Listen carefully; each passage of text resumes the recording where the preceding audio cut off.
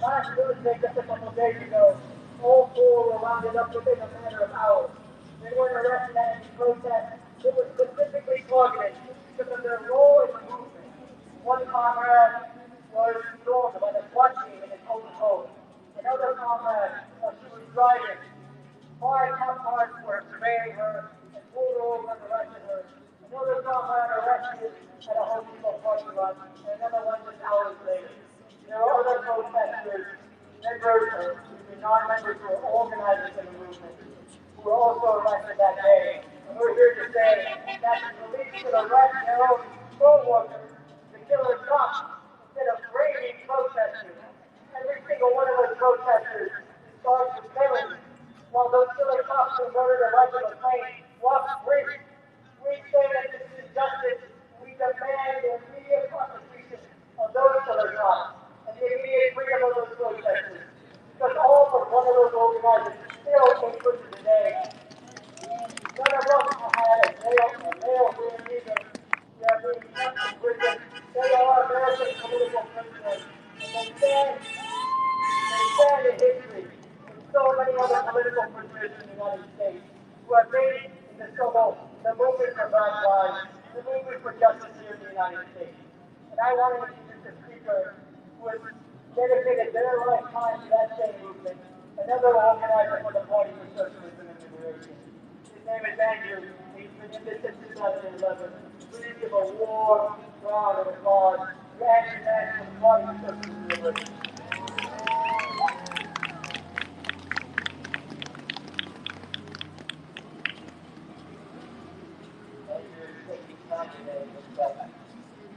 For now, there he is.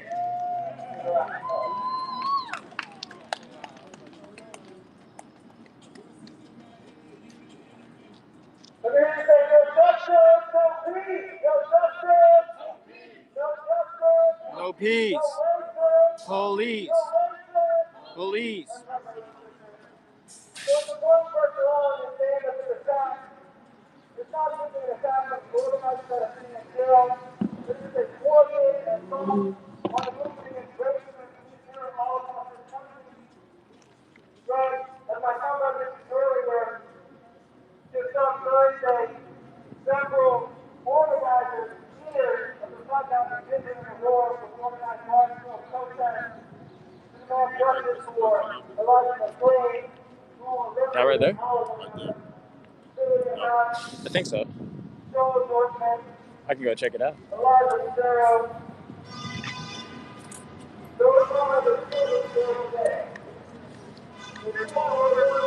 Come set that shit down. I'll be down there.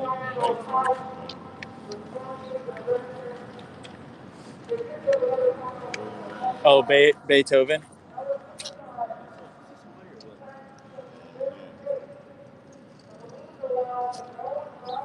Yeah, that's Beethoven.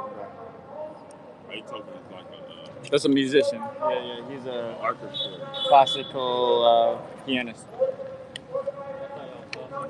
That's some problem shit. Oh God, dude. Where I'm from, we be strapped. We be strapped out there. Where I'm from. Oh yeah. I'm from Salt Lake City, so we be carrying. Hey, sick ass. Yeah, we carry our 15s and shit. That's how it is. Cause those motherfuckers ain't play around. Oh, no. That's the thing. They're complete enemies of the people. They gotta get shot. That's it. They do. There's no ifs, ands, or buts about it. You can't be peaceful with people who are not peaceful.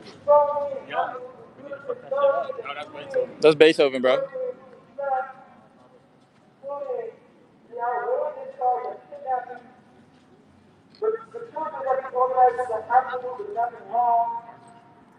All that they have done have organized large-scale protests that have stood up against the corrupt system, against the officials that are complicit in the corruption and the violent murder of our people. They have done absolutely nothing wrong. The only thing that they have themselves is presented in injustice. This, these charges in the code, the political framework, the very people who have arrested them are the very people who have been subject of the demonstrations, calling on the cops, calling on the district attorney. So now they're trying to retaliate against them. Now they're trying to set an example of these organizers. That anytime you stand up know, comrades and friends, I know that we as the people are going to make an example out of this of our goal, and that example is an attack on one of us is an attack on all of us, and that any time these members of our leaders, our organizers, our brothers and sisters, we will take the decision, we will stand up, we will organize, and we will win. We will what? We will what? That's right. So these comrades, Not just specifically for this, but I traveled this for summer, part of it. that traveled to Colorado, and they are some of the most brave organizers that I've ever met. They're some of the most fearless leaders that I've ever come in contact with, inspiring, educating, not just day in and day out, dedicating themselves. And we know that this people just like this government, who programs on the SDR or so-and-so pro, have tried to lock up on complex charges, will try to take away from our means to weaken our struggle. Like, you know, there's not those things actually happening all across the country now. So it's not isolation. It's something that we have to stand in solidarity with the other things that we're doing now. But it's also something that is happening here at home. Gas money? I don't need gas money, bro. How much you make a year? Tell me. I bet I make more than A little you. bit about what this movement means and why the politicians, why the institutions of oppression feel so great. Because up until now, they haven't seen anything like this in a very, very long time. They're not going to get away with Look to your left. The kid holding it in his hand. He has a flag. It's earlier in the show, but like he was stepping on it, smashing into the ground, putting it all over the sidewalk. And he had sage. He was trying to burn that shit too. I'm pretty sure they're gonna burn it on the ground.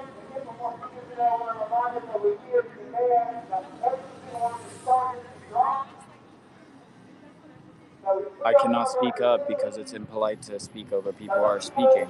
Are guilty of murdering Elijah McClain, stoned, jailed. That's why I want to emphasize that there are people walking free who murdered somebody. And the people are behind bars today organizing peaceful protest. What does this tell you about the system? What does this tell you about the people who are in charge of making decisions? It says the system does not serve us, and it says that they do not serve their power. You can't hear the speaker? I got you. Will step down, stand against them, and expose them for what they are. Our comrades need our support. They need us to elevate these struggle, elevate that pace. Is that better? And you all take a picture or donate. I want to encourage everyone to use the hashtag DropTheChargesCO. I want to encourage everyone to visit tsoweb.org/donate for the number 4 Denver. And donate for the legal fees. I want the comrades to sign the petition. They need our support. We need to stay in the struggle, comrades. Thank you. You are welcome. Sorry, I didn't know you guys couldn't hear that. All right, thank you, Andrew, for those words. Now, before I invite our next speaker to the mic, I have a brief statement to read from Jim Lafferty. He is the Executive Director Emeritus of National Lawyers Guild, Los Angeles. These are the folks who wear the green caps at these protests, who protect the protesters on the ground. So Jim could not be with us today, but wanted to extend his solidarity. He writes, the same Denver area district attorney who refused to charge the cops responsible for the police murder of Elijah McClain has now brought ludicrous charges against the Party for Socialism and Liberation activists who are protesting the failure to charge those murderous cops. Yes, he's filed kidnapping charges against peaceful demonstrators. These peaceful demonstrators encircle the local police station, demanding the offending officers be charged. His so-called reasoning is that the protesters were effectively holding the police in the police station against their will. How ridiculous is that? Melissa John, what's up, guys? But of course, they were effectively holding the cops. Sorry, but of course, there is absolutely nothing preventing the cops in the police station from leaving. The real kidnapping is the kidnapping of the right to protest in America. We'll see. Peaceful protesters are being held to the increasing threats of unconstitutional criminal prosecutions. aimed at chilling the right to protest. Criminal prosecutions that turn the meaning of sedition and rioting and now kidnapping laws on their heads. Drop the draconian charges against the PSL and other activists. Stop governmental assaults on the right to protest in America. Thank you, Jim. So let's do a little chant. No justice, no peace. Prosecute the police. No justice, no peace. Prosecute the police. Come on. Yeah, there's a guy sleeping on the stairs. Now I'd like to introduce Joe Sullivan, a longtime organizer with the Answer Coalition. Answer stands for Act Now to Stop War and Racism Coalition. Please welcome Joe. Thank you all for coming out on such short notice. It's important to show solidarity across the country when they're trying to. I'm not rationalizing that, but I think that's actually fucked up, to be honest with you. I think that's extremely fucked up. You don't do that shit. What are they doing to us right now? They're letting us die. How many people are homeless? How many people have lost their jobs? Millions of us are starving. Millions of us don't have education. Millions of us don't have housing. And the Democrats and Republicans are saying, oh, wait till November, and then we'll do something. They've used since January, and they've done nothing. COVID is making AIDS, I don't want to say crush, but it's crushing and killing us faster than even AIDS did. And what are the Democrats and what are the Republicans doing? Nothing. They're letting us die. And they're telling our kids to go back to school, and they're saying go out and shop, but they're doing nothing for us. So we show solidarity. This ain't going to stay on, I'm sorry. We're going to show solidarity across this country because the one thing the ruling class fears is this: solidarity. Unions, immigrants, women, LGBTQ people, undocumented, all of us. Did I say indigenous? Let me say it again. All of us out in the streets, this is what they fear. SWAT and militarized cops started right here in Los Angeles. Why? Black Panthers feeding hungry women and kids. They fear cops, fear the Black Panthers and the black community rising up. And what do they fear right now? The exact same thing. Black people are in the streets saying, no more, you are not going to kill us. And people are rising up, not just here, but around the world. And it scares the hell out of the ruling class. Don't be quiet. Don't be intimidated. I will show you guys in a second. Stay united. Sign that petition and free the Denver comrades who are defending your right to protest. Use it or lose it. Because an injury to one is an injury to all of us. We have numbers, and they fear us. Use that power. Because right now, we're all we got. There is no plan B from the Democrats or the Republicans. Biden wrote the very bills that put 2.5 million of us, our brothers and sisters, in jail, primarily Black and Latino people. Biden now wants to be your president. So, what are you going to do when he wins? And I didn't say which he. Because it's two rich, white, racist guys yet again. So we are in the streets. We are loud. They make so much noise, and I'm repeating this, I apologize. The protesters freeing the Denver protesters were so loud that they could hear them in the jail cell. So make some noise, Los Angeles. Totally agree with that. An injury to one is an injury to all. When racist cops go on the attack, what do? Stand up, fight back. When racist cops go on the attack, what do? Stand up, fight back. What do? Stand up, fight back. What do? Stand up, fight back. Stay loud and stay in the streets. Thank you very much for coming out. Thank you so much, Joe.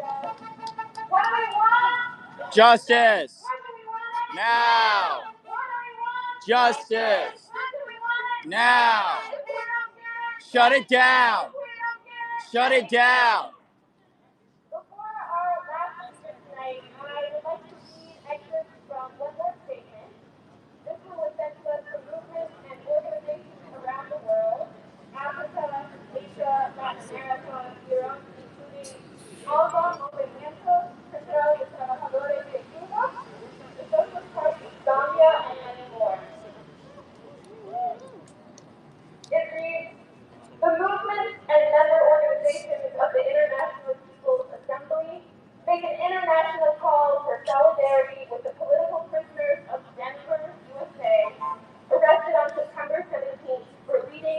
You ain't got to tell me that twice. Protest movement that has taken to the streets, demanding justice for George Floyd, Elijah McClain, and other victims of racist police brutality in the United States.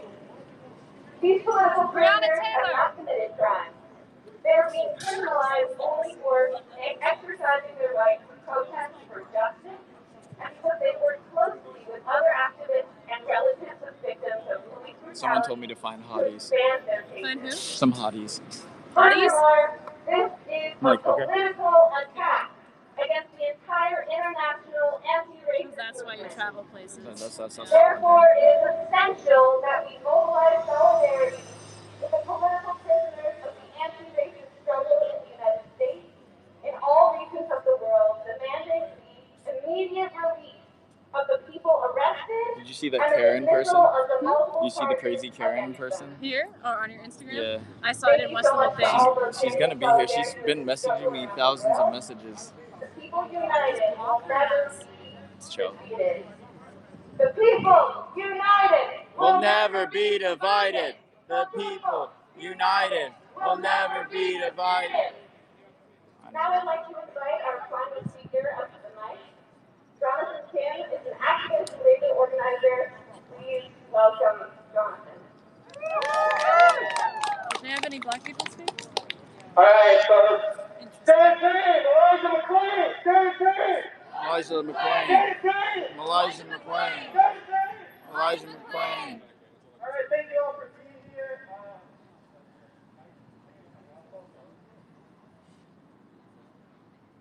My name is Jonathan. I'm a proud organizer with the Party for Socialism and Liberation. I'm also a proud union organizer. And, I want to start off by saying that a lot of people have been linking what's been happening to our comrades in Denver with the rise of fascism across the United States. And rightfully so, as we look at the movement that's happening around us. But as we ring the alarm bells, we also have to keep going back to the history books. Because when we look towards history, we see that for people of color, and particularly for Black Americans, that fascism in the United States has a long, long history. When we say there's freedom of speech or freedom of assembly, freedom of speech for who? Freedom of assembly for who? We can look through the history, and we all know this. We know the history of slavery, we know the history of Jim Crow, we know what happened during the Civil Rights Movement. Right, during the antebellum South, slaves weren't allowed to congregate because slave owners were afraid that slaves would gather together and resist and rebel and escape. During the Jim Crow period, people were lynched in order to terrify the community from having their right to vote. So people fled. People fled in mass to the north and to the west, far states here in California. And what did they find? They found more racism and more oppression. Right? The speaker from earlier mentioned what happened with the Panthers. The Panthers were infiltrated from within. Their organization was spied upon, people were jailed, people were murdered. And to this day, activists are getting murdered, activists are getting jailed. Why did this happen? Right? What were the high crimes of the Panthers? They were beating people and they were organizing self-defense. There has never existed in America for Black Americans in which civil rights are guaranteed. They have always needed to be fought for. Yeah, I agree. The person holding the mic should be black, but they've only had white speakers up until this point, which is extremely fucked up. When our comrades were arrested in Denver, it was actually our Black comrade who was arrested by a decked-out SWAT team, and they particularly targeted him. The state was trying to send a message. You're shaking things up too much. You better watch out. You don't get to challenge us in this way. You see, slavery, racism, Black oppression. I have not been invited, nor they have invited anybody to speak. That they know that Black liberation is only possible one way. This is the way they are in Salt Lake, too. Down the entire system. There's two black people, or no, there's three black people here. One, two, three, oh, 5, 6, So 7, we all have friends, we have coworkers that know about this 8. movement, and they ask themselves, why does it matter? I don't really care. And earlier I asked, freedom of speech for who, right? Because most of the time we enjoy freedom of speech. Not that many. But that's not always true. I'm here. Because there's actually That's all that matters. where we spend the majority of our lives where I'm none half. of us have the freedom of speech. That's what people say. And that's in the workplace. We don't have the freedom of speech when we want to People say I'm half, so I'm not black. the boss can fire us and leave everyone in the union. We don't have freedom of speech in the workplace when we want to put on a Black Lives Matter thing or Black Lives Matter, and the boss has the right to fire us for doing politics in the workplace. Even though that's politics.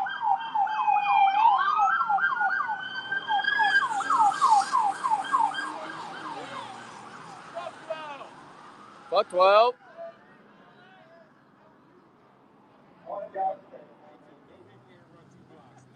And so in all of our workplaces, we actually experience the same oppression. And so we have to fight together because we're fighting against the common oppressor, the capitalist class. They're the reason why people die in the streets every single day, every single week, and nothing is done about it. Because they are the ones who hold power. And let me tell you, the oppression that we see with our comrades, we shouldn't expect that this is going to be the end of it, right? Things might get harder as we continue to challenge the system. We may see more and more political oppression. They want us to be afraid. And Black people are going to continue to get murdered without reason by the police, unfortunately. But the repression that we see is a sign. It's a sign that we challenge them. It's a sign that they're afraid. They're afraid because we have more power than they do. So today, we have to get organized. We have to be ready to fight, and we have to be deeply invested in the liberation of every oppressed marginalized community, and we have to be ready to win. So let's get it when we fight, we win. When we fight, when we fight. Thank you.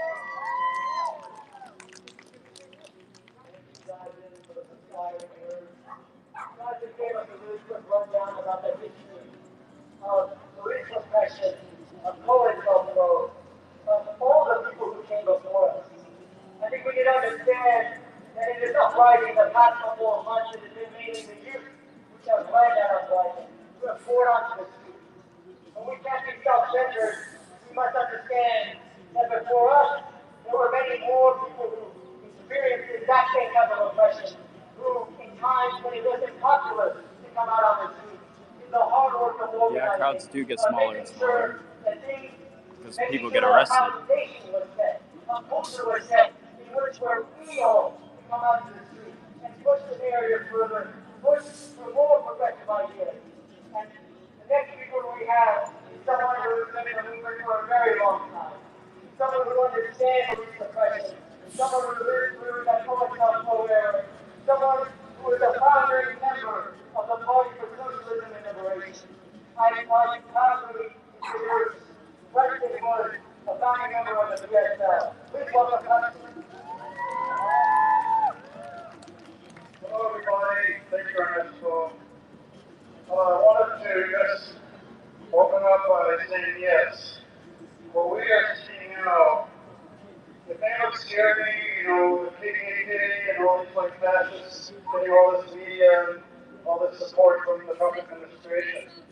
So what's really scary, man, this is a unity that's been unfolding in the streets by millions of people. Yes, it is a youth-led revolt. It is leaders for tomorrow, for everything that's coming, and the revolutionary struggles ahead. And we can feel confident and proud of our Black sisters and brothers who have shown so much leadership and resolve, have set an example of struggle in spite of all the brutality and murder and racist actions by the police. We are stronger than they are. We are powerful. And we're going to, as other comrades have said, we're going to free our comrades and friends in Denver we're going to free the streets in Los Angeles, New York, Portland, Oregon, wherever you name it, cities big and small. The working class is coming alive. We're on the verge of a period of struggle, intensified struggle, with more and more people coming to our ranks of our party, but into other organizations as well. And we salute that. We support that. We're done with sectarianism and people fighting over nothing. We have to unite and target the enemy for what they are. Murderous agents of the ruling elite, the billionaire class, who delight in sowing discord and division in our ranks. We cannot let that happen, and we will not. For those of us who are older, we see the failures that happened as well as the successes in the 60s and the 70s, and we see that we have moved, we have deepened our relationship as working class people, as the servants of the rich, being ripped off, being laid off, our children being denied. We are not going to stand still. We're going to keep growing. And I salute every one of you. Such a moment of pride, seeing this outpouring of resistance and revolutionary optimism and militancy and anti-racism in favor of unity of all the working class who have the ability to run society without the parasites who have come to control everything. We have to take it back. We need a workers' government. We need a government. We can do it too. We're the ones in all offices doing everything. They're not. They're playing golf or whatever it is they do, trying to plot against us. But what's going on in Denver, that's happening in so many cities, is this coalescence of people coming out and fighting. Used to be the major cities where you would see the big demonstrations. Now they're happening all over the place. Because everyone, wherever you are, you have to be aware of watching your back, not to lose your home, not to lose your children, not to lose your brothers. Thanks, Franklin. Appreciate the super hard. Oh, thank you. Co-workers. Thank you very much. I appreciate that. We're going to You're fight. fucking amazing, We're bro. going to win. Trust me. We're going to win. Appreciate that. We're going to win the struggle. The working class will prevail. You'll see. Thank you. Thank you. All right, guys, I'm going to hop off real quick. I'll be back. You All right? justice. No peace. No racist.